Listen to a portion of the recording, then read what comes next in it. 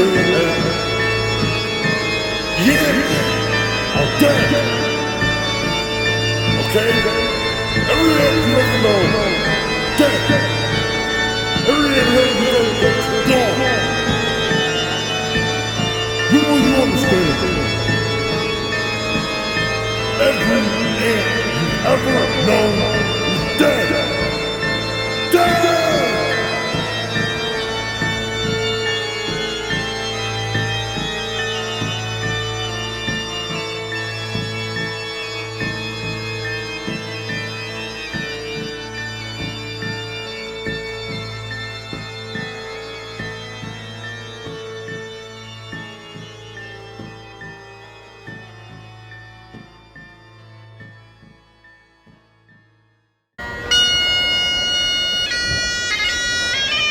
If last bastion and winter through, you are the last to find a way.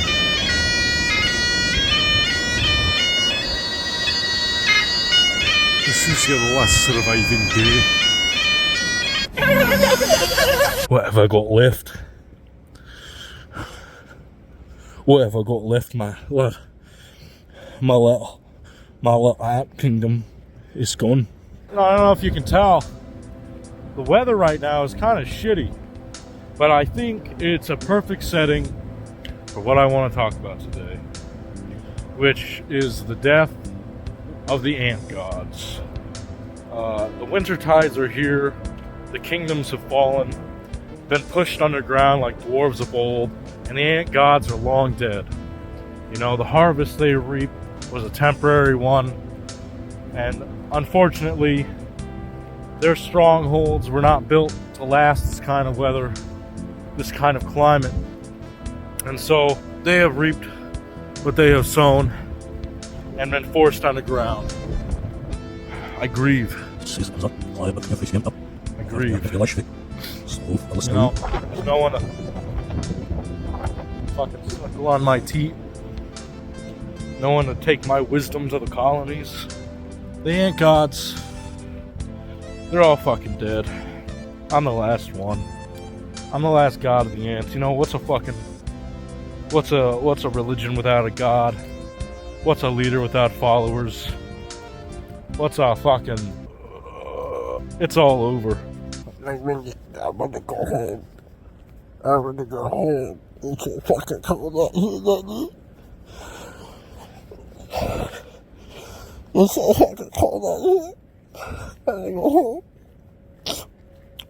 I read Frankenstein. I finished Frankenstein the other day. And basically, when I was reading it, I realized that it was a metaphor for the Third Reich and Adolf Hitler. So I thought that was pretty cool.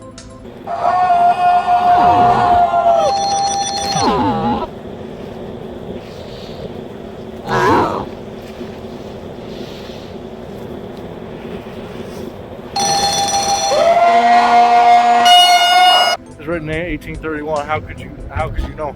Well, obviously, I mean, this is an obvious. There's an obvious answer to this.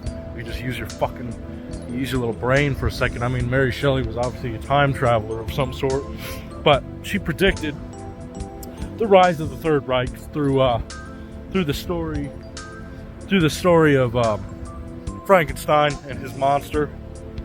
You know, because it was basically like, we'll say Frankenstein is Dr. Frankenstein is Hitler's mother, and Frankenstein's monster is Adolf Hitler. So basically, if you're a time traveler, you have to realize that when you go back and smash baby Hitler's head in, that you also have to shotgun Hitler's bitch mom in the face if you really want to do it justice.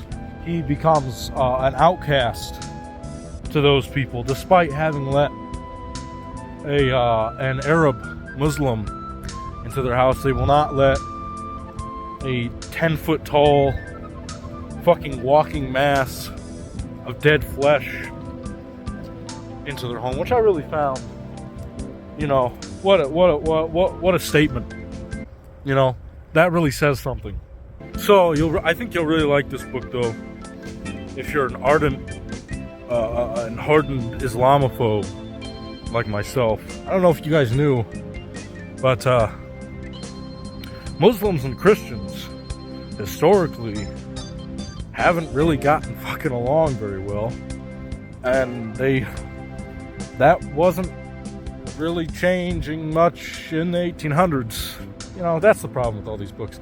It's all written by fucking lonely housewives and unpatriotic faggots. Give me a novel where fucking the monster wins.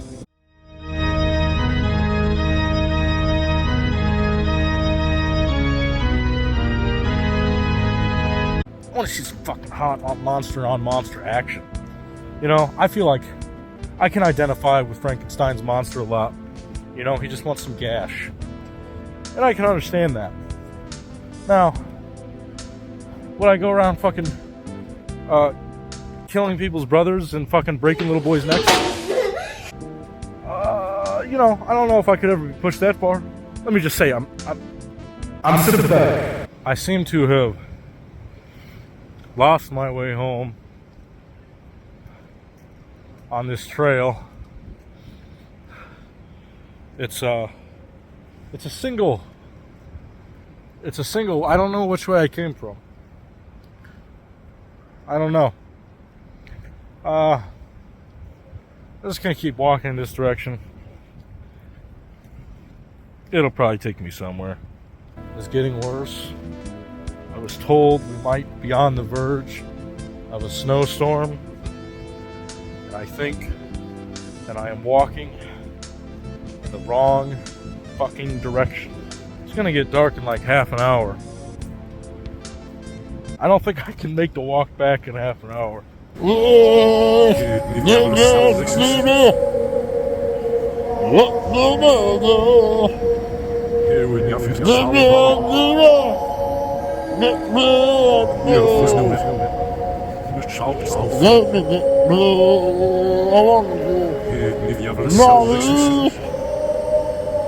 want to go home in the midnight hour.